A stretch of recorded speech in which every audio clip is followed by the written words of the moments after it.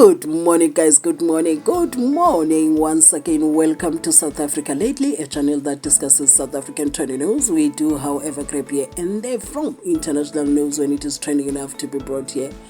And before I enter into this video, here we go again with a disclaimer so that you don't think I believe I'm a political specialist.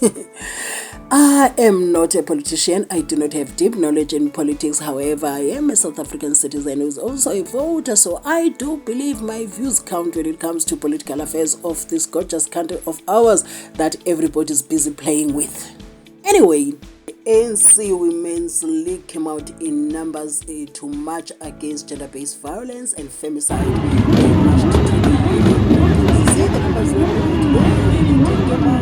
so let us take a short moment to see what happened and I'll be back with the rest of my commentary.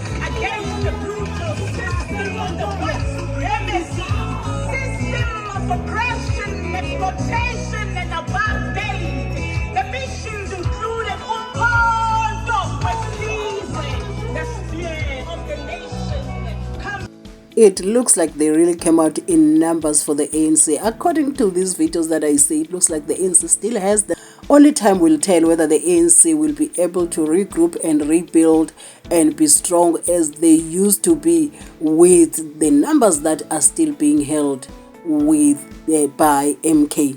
So anyway, I loved a little when I heard them singing, saying, oh, that poet there that was saying, called the spear of the nation. Umkhonto Wesizwe, like they are reminding everybody that, like, look, Umkhonto Wesizwe belongs to us as the ANC. We have not forgotten that Umkhonto Wesizwe is ours. So what do you think about the march of the ANC against gender-based violence and femicide? So for whatever thoughts that you have, please do use the comment section so that we share our views, whether you want to say they are right, even though they are in government, they are right to march. They have a right to march. If you say no, why are they marching? Why are they marching? Because they are in government. You have the right to say so too in the comment section. Also, what I have seen in the photos, I've seen that Tabile Dlamini was also there. I'm like, girl, you're still around. But Tabile Dlamini is one of the people that I believed will follow former President Jacob Zuma to MK. But Tabile is still there wearing the ANC regalia. So sometimes, you know, sometimes I hate the way I am. Sometimes you kind of feel sorry for people. You know, even Batabile herself once said, you know, oh, we all have smolanyana skeletons.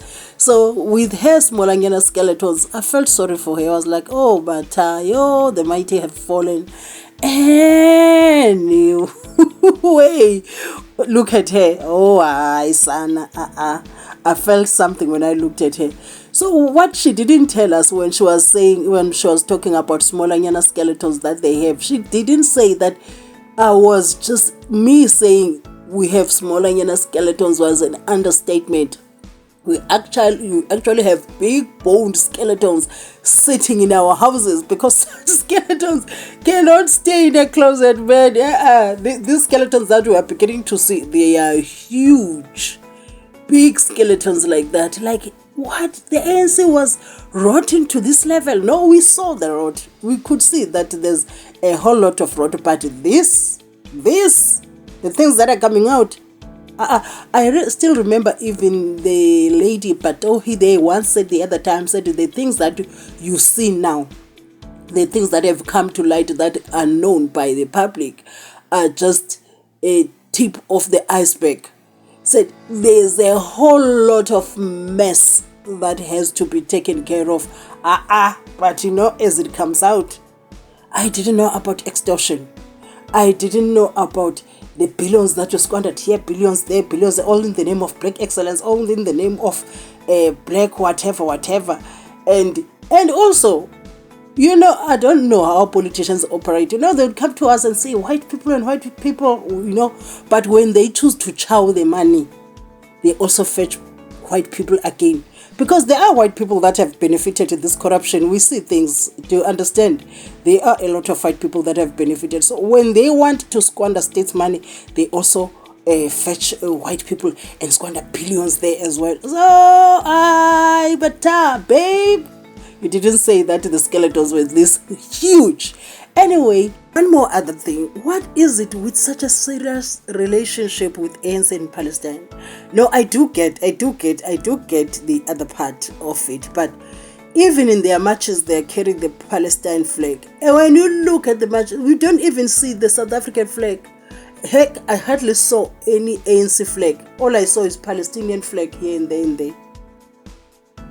This relationship is beginning to be suspicious to me, at least to me. Whatever your thoughts are on that one, please. I'm also going to share a video by somebody saying that the ANC, it was not the ANC's idea to take Israel to court.